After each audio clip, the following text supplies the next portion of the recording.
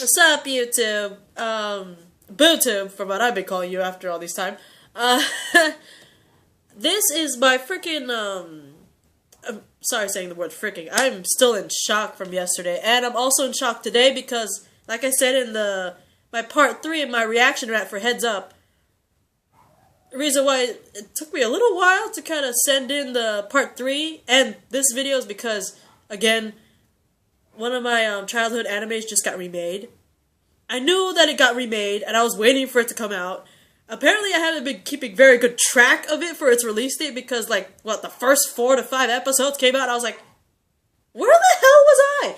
So I ended up watching that. I ended up binge watching it, in between, after submitting part 2 and before recording part 3. So that's what happens. Hey! But anyway, this is my my theory / question video. Let's start with the whole Glenn. Oh my god.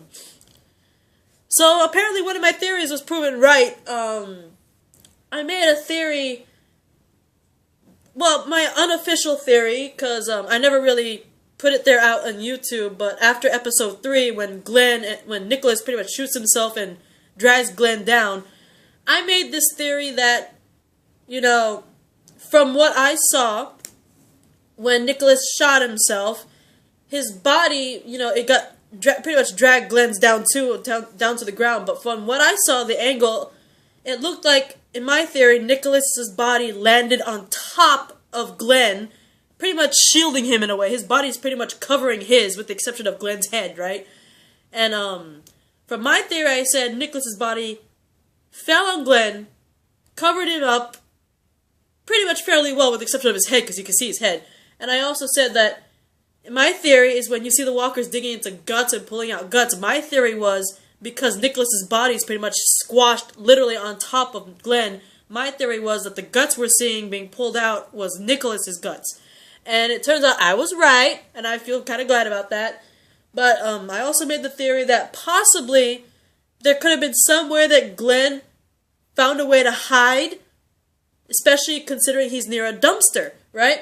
I thought that maybe, he escaped either underneath the dumpster and is completely underneath the dumpster, or maybe there's a miraculously enough, a manhole cover underneath the dumpster and he goes under the dumpster and in a manhole cover and he's under there. I don't know. Those are my two theories.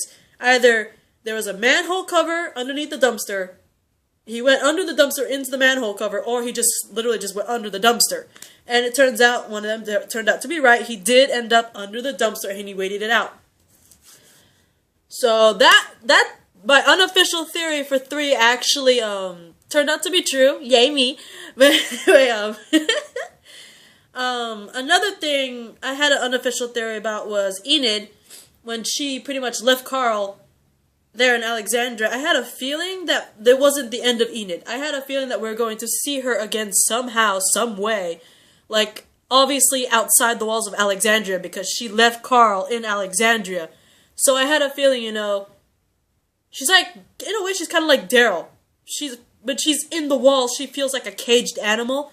So she has to leave that's why she leaves Alexandria all the time. This is my theory on Enid. She's very much like Daryl, where they've been through shit before they came to Alexandria, and when they're actually in the safety of Alexandria's walls, they both literally feel like caged animals. They can't be in here. They feel like something's just not right. And that's why, in my opinion, in my theory, that's why Enid always left the walls. She always pretty much jumped the walls to pretty much be outside Alexandria's gates, because she feels more free outside its walls. It's kind of like Daryl. That was my theory. And when she left Carl after the wolves attacked Alexandria, I had a feeling, she left because, yes, wolves breached in. And she's kind of terrified about that because she didn't think... Of course, she thought, this place wasn't safe, but she didn't think, it would be this quickly and that many people breaching in, and killing people, right?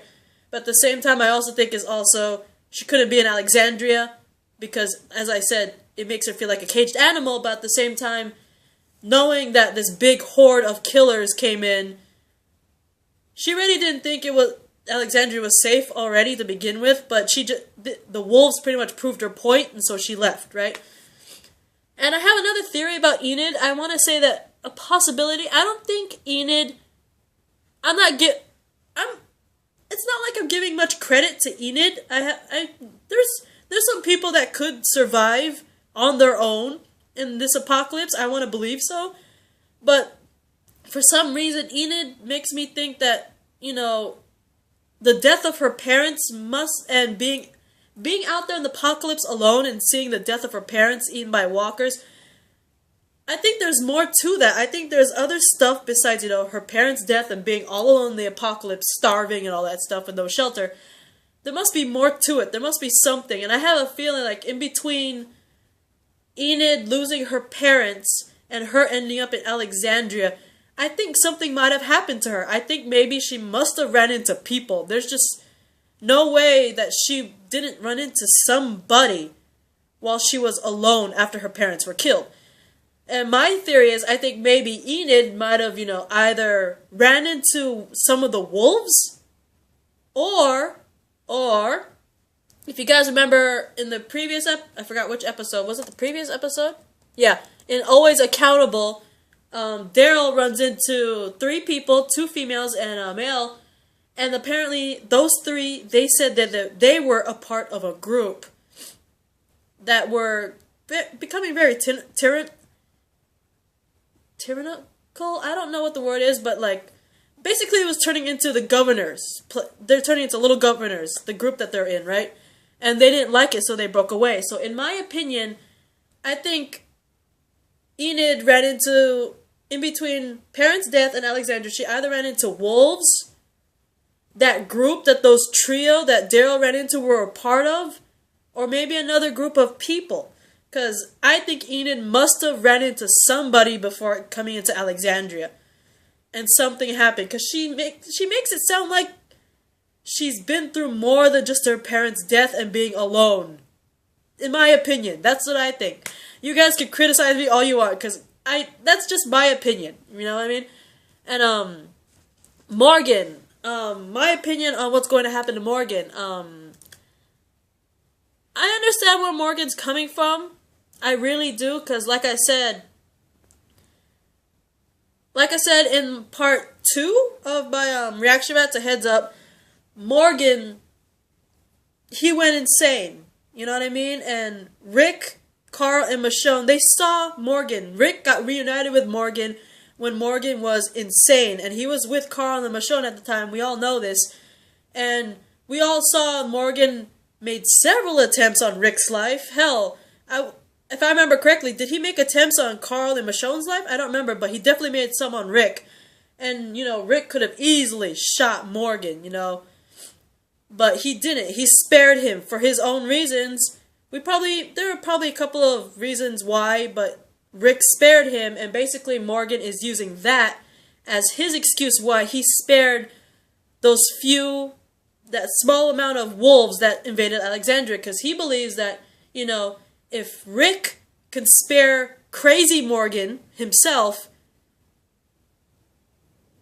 and look how he turned out. That's what he believes, you know what I mean? He's like, and I kind of see where he's going to. He's like, Rick, you spared my life, and over time, because you spared my life, I got better, and not only did I get better, because you spared my life and I'm alive right now, I got better, and I ended up running into good people, one of them being Daryl, your brother figure, and I saved his life. Morgan's using that to justify him saving some of those wolves, because he believes, just like Rick spared his life, and he got better, and Morgan ended up saving good people, he believes that that's going to happen with these people.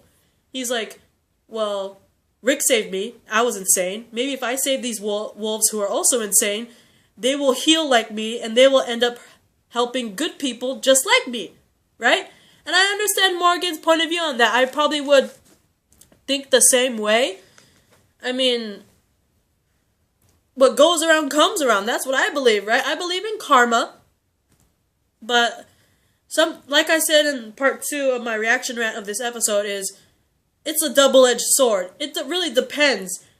the whole karma thing. If you do something good for someone, some good things will come back to you, right? But to me, my opinion, I understand where Rick and the others are coming from too, because Morgan was a different case. There might have been a glimmer of hope for Morgan, even though we may not have seen it when he was insane. But these wolves, they're far worse than Morgan was when Morgan was insane. I don't know if you guys could see it, but compare crazy Morgan to the wolves. Yes, there's a lot of similarities. They're both willing to kill and all that stuff. They're both crazy. They're willing to kill for their own survival and all that stuff. But there were I want to say there might have been a similarity to the point where it looks like, despite the fact that they were so similar, Crazy Morgan, for some reason, made it look like there's a small glimmer of hope where the wolves had no hope at all. I don't know. But that's my opinion on why Morgan pretty much stood up for what he believed in, why he let those wolves go, and the fact that he's defending his position. And I agree with him. I really do, but like I said, it's a double-edged sword. It really depends on who you're giving the second chance to. Some people are so far gone you can't help them. I'm just saying. And the next thing I'm going to talk about is Ron. My theory on Ron. I may have said this in my previous theory. Either I've said this in my first and only theory video or one of my reaction rant videos. When I made this theory on what's going to happen with Ron. I mentioned before, I'm not sure which video, but I did mention that the creators said that Season 6 is the closest tied to the comic/graphic novel than any other season, right? And if that is the case, that means that some things that happened in Alexandria in the comic/graphic novel will most likely happen here in this season.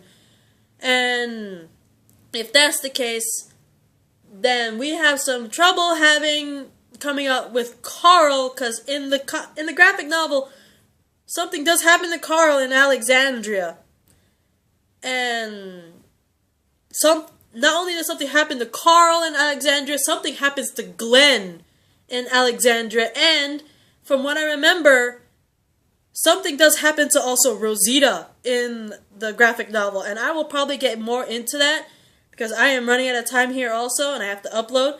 So I'll see you in the next theory video. Apparently, there's gonna be a part 2 to this, and I will talk about Ron and how I think he's tying into what happens to Carl and how it ties into the graphic novel/comics, and I will get into that too, the comic versions of Carl, Glenn, and Rosita, from what I remember with Rosita. But I definitely know this happens to both Glenn and Carl. So I'll see you guys in the next video. Bye, BooTube.